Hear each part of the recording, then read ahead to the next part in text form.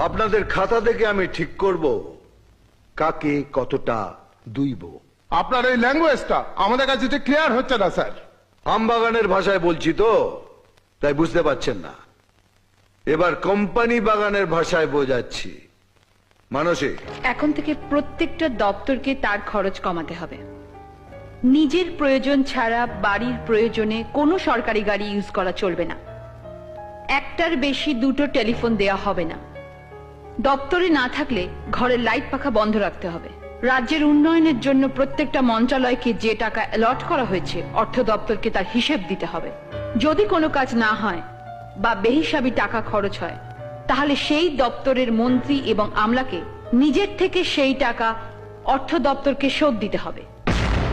তাহলে তো মন্ত্রিত্ব চালানোই দায় হয়ে উঠবে। আপনি থাকুন, আমরা যাই। বিক্রি হওয়ার জন্য তার মন্ত্রিত্বে আসিনি। যাবার আগে হিসেব চুকিয়ে যাবেন।